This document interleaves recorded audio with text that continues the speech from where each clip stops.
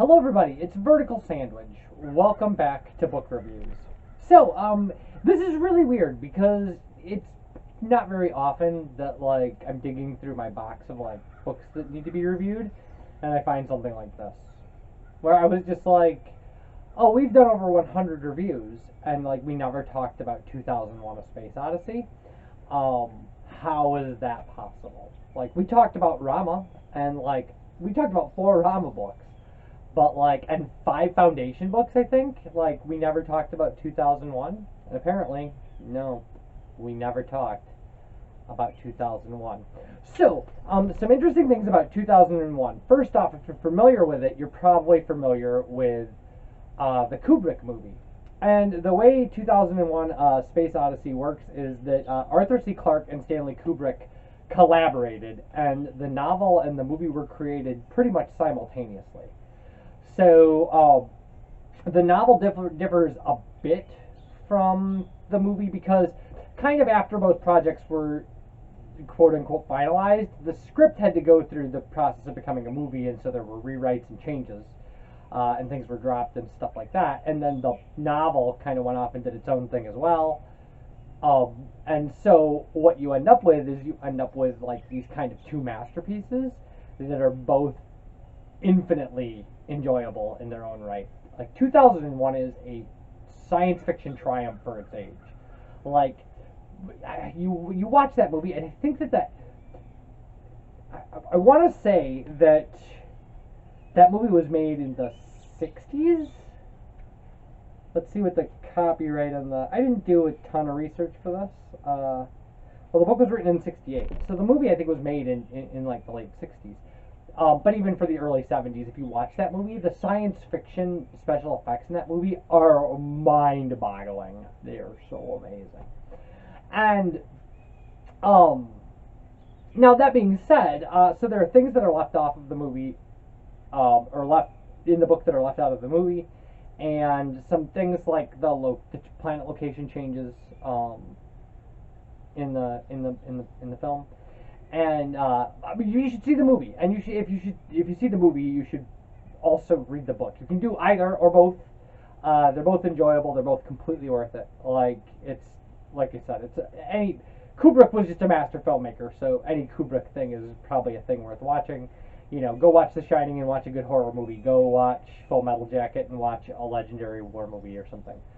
It's all fine. That being said. The book, in my opinion, is better. And I know that's not saying a lot. People are always like, oh, well, the book is way better than the movie always. And again, I'll argue that that's not true, that I actually think that Fight Club is a better movie than a book. And I will argue that. That's the hill I've decided to die on, is that Fight Club is not a good book, but it's a great movie. And I had a professor once who argued that Blade Runner is better than Do Androids Dream of Electric Sheep. Whatever you want to do with that. I think they're both brilliant and they're both different. But 2001 is a great movie, but here's the thing, is one of the things that I would suggest, I think that the movie lacks something that the book doesn't. And that's that there are scenes in the movie, and I don't want to spoil the movie for you, but particularly the very end scene of the movie makes complete sense in the book. And when you watch it in the movie, the visual effects alone, without hearing the internal monologue of the character, not so much, right? The monologue of the character makes that scene an unbelievably amazing ending. So, yeah, so the book's got that. Also, so the opening of 2001 is really famous, where the hominid throws up a bone and it becomes a space station or whatever. But the evolution of hominids caused by the monolith in the opening of this book is one of the best openings in a book that I've read. And the movie doesn't give you that. It gives you a good opening, but the opening here is amazing. Because it goes through them changing progressively and figuring things out. So that's what we're going to read. We're going to read a bit from the opening before any of the space travel happens. And they're we'll talk about a little bit of that when we get, back. So these are the hominids talking. Moonwatcher and his companions had no recollection of what they had seen, after the crystal had ceased to cast its hypnotic spell over their minds and to experiment with their bodies. The next day as they went out to forage, they passed it with scarcely a second thought. It was now part of the disregarded background of their lives. They could not eat it, and it could not eat them. Therefore, it was not important. Down at the river, the others made their usual ineffectual threats.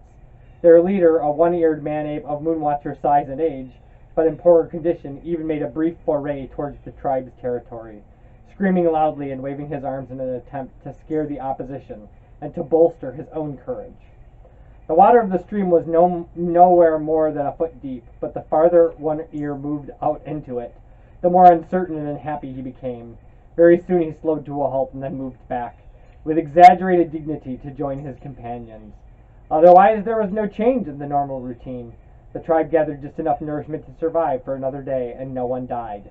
And that night the crystal slab was still waiting, surrounded by its pulsing aura of light and sound. The program it had contrived, however, was now subtly different. Some of the man-apes it ignored completely, as if it was concentrating on the most promising subjects. One of them was Moonwatcher.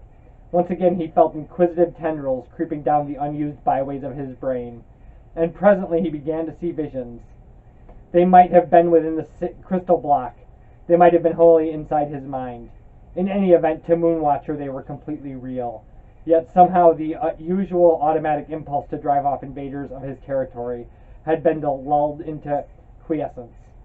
He was looking at a peaceful family group, differing in only one respect from the scenes he knew. The male, female, and 2 infants that had mysteriously appeared before him were gorged and replete, with sleek and glossy pelts, and this was a condition of life that Moonwatcher had never imagined. Unconsciously, he felt his own protruding ribs. The ribs of these creatures were hidden in rolls of fat. From time to time they stirred lazily, as they lolled at ease near the entrance of a cave, apparently at peace with the world. Occasionally the big male emitted a monumental burp of contentment. There was no other activity, and after 5 minutes the scene suddenly faded out. The crystal was no more than a glimmering outline in the darkness. Moonwatcher shook himself as if awaking from a dream, abruptly realized where he was, and led the tribe back to the caves. He had no conscious memory of what he had seen, but that night as he sat brooding at the entrance of his lair, his ears attuned to the noises of the world around him, Moonwatcher felt the first faint twangs of a new and potent emotion. It was a vague and diffuse sense of envy, of dissatisfaction with his life. He had no idea of its cause, still less of its cure. But discontent had come into his soul, and he had taken one small step towards humanity. Night after night, the spectacle of those 4 plump man-apes was repeated, until it had become a source of fascinated exasperation, serving to increase Moonwatcher's eternal gnawing hunger. The evidence of his eyes could not have produced this effect. It needed psychological reinforcement. There were gaps in Moonwatcher's life now that he would never remember, when the very atoms of his simple brain were being twisted into new patterns. If he survived, those patterns would become eternal, for his genes would pass them on to future generations. It was a slow, tedious business, but the crystal monolith was patient. Neither it nor its replicas scattered across half the globe expected to succeed with all the scores of groups involved in the experiment. 100 failures would not matter when a single success could change the destiny of the world. By the time of the next new moon, the tribe had seen 1 birth and 2 deaths. One of these had been due to starvation. The other had occurred during the nightly ritual, when a man-ape had suddenly collapsed while attempting to tap 2 pieces of stone delicately together. At once the crystal had darkened, and the tribe had been released from the spell, but the fallen man-ape had not moved, and by the morning, of course, the body was gone. There had been no performance the next night. The crystal was still analyzing its mistake. The tribe streamed past it through the gathering dusk, ignoring its presence completely. The night after, it was ready for them again. The 4 plump man-apes were still there. And now they were doing extraordinary things. Moonwatcher began to tremble uncontrollably. He felt as if his brain would burst, and wanted to turn away his eyes. But this remorseless mental control would not relax its grip. He was compelled to follow the lesson to the end, though all his instincts revolted against it. These instincts had served his ancestors well, in the days of warm rains and lush fertility, when food was to be had everywhere for the plucking. Now times had changed, and the inherited wisdom of the past had become folly. The man-apes must adapt, or they must die, like the greater beasts who had gone before them, and whose bones now lay sealed within the limestone hills. So Moonwatcher stared at the crystal monolith with unblinking eyes, while his brain lay open to its still uncertain manipulations. Often he felt nausea, but always he felt hunger, and from time to time his hands clenched unconsciously in the pattern that would determine his new way of life. As the line of warthogs moved snuffling and grunting across the trail, Moonwatcher came to a sudden halt. Pigs and man-apes had always ignored each other, for there was no conflict of interest between them. Like most animals that did not compete for the same food, they merely kept out of each other's way. Yet now Moonwatcher stood looking at them, wavering back and forth uncertainly as he was buffeted by impulses which he could not understand. Though as if in a dream he started searching the ground, though for what he could not have explained, even if he had had the power of speech. He would recognize it when he saw it. It was a heavy pointed stone about 6 inches long, and though it did not fit his hand perfectly, it would do. As he swung his hand around, puzzled by its suddenly increased weight, he felt a pleasing sense of power and authority. He started to move towards the nearest pig. It was a young and foolish animal, even by the undemanding standards of warthog intelligence. Though it observed him out of the corner of its eye, it did not take him seriously until much too late. Why should it suspect these harmless creatures of any evil intent? It went on rooting up the grass until Moonwatcher's stone hammer obliterated its dim consciousness. The remainder of the herd continued grazing unalarmed, for the murder had been swift and silent. All the other man-apes in the group had stopped to watch, and now they crowded round Moonwatcher and his victim with admiring wonder. Presently one of them picked up the blood-stained weapon and began to pound the dead pig. Others joined in with any sticks and stones that they could gather, until their target began a messy disintegration. Then they became bored. Some wandered off, while others stood hesitantly around the unrecognizable corpse.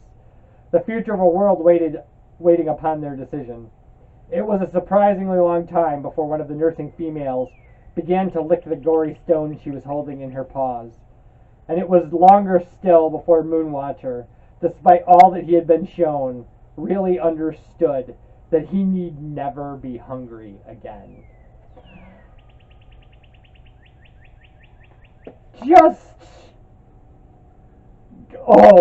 And the next stages of what they figure out to do with stone tools are amazing. They are so amazing. Like, Arthur C. Clarke and Kubrick really nail this book, and they nail, like, Kubrick nails the movie in a different way, but Arthur C. Clarke, the novel that is produced during this process, is a science fiction classic, and rightfully so, because it does everything right. It does space right. It does it just does space right. It does space travel right. It does AI surprisingly right, and produces an amazing villain, a famous literary villain in Hal, who, by the way, has one of the greatest scenes in science fiction history, in my opinion, which is the scene where he's like, it's just spoiler alert for the movie. If you want to watch the movie, you don't want to go a minute ahead of this. But the scene where Dave is trying to disconnect Hal, and Hal just keeps saying over and over, "I'm scared, Dave. I'm scared, Dave." Like, Dave, I'm scared. Like, it's so good. Everything. So go watch 2001: A Space Odyssey, and then read the novel 2001: A Space Odyssey, because Arthur C. Clarke, like I said, Arthur C. Clarke is at his best when what he doesn't have to worry about is kind of when the settings and the ideas are the novel. Right? Like, you're not expecting Arthur C. Clarke, like, the Rama series has a second author, and you can tell because there's a ton of character development, but, like, Arthur C. Clarke is far more interested in ideas and objects than he is people. Like, you can tell that from his writing. But 2001 is a masterclass on how to make that work. Like, what things can be interesting, aside from, who's sleeping with who and who wants to kill who. And when the thing that's interesting is, AI and alien monoliths that are, messing with humanity and humanity's drives and future and stuff, and, like, just amazing. Now, That being said, and the book is, I mean, this is a small book. This is a tiny book. It is 220 pages. I strongly suggest you read this. I strongly suggest that you see the movie. But if you're not into movies, read the book. I guess if you're not into books, read the movie. But wait, if you're not into books, watch the movie. Or put on the subtitles and watch and read the movie at the same time. Mind blown. Okay. Anyway, but because the movie's amazing. The movie is amazing. The book is amazing. Now there are 3 more books in the 2001 series. There's 2010. There is 2061, and there are 3001. And here's the thing: I don't think you should read any of those. We're not going to probably talk about them. That's it. That's it. 2001 is an amazing classic of science fiction literature, and everything after that is kind of, 2010's okay. 2010 is okay. 2061 is atrocious. It is so bad. It is so terrible. But, so 2001, Arthur C. Clarke, it's good Arthur C. Clarke stuff too, and Arthur C. Clarke has done a lot of really great stuff. Rama is like a masterwork. And Children of the Mind, which we haven't talked about, is also, I believe, a retro Hugo winner. That is an amazing Arthur C. Clarke piece of work. So, that being said, 2001, I can't believe I hadn't reviewed it yet. And, fascinating book. Just amazing. Super good, super short, easy read, and spectacular. Fills in a lot of gaps from the movie. If you watched the movie and you said, that ending doesn't really make sense, read the book. That ending is amazing. Like, it's absolutely amazing. So, that's that. And when we come back, another book. I believe we're doing Girl in Landscape. Girl in Landscape. I'll see you for that. Bye, everybody.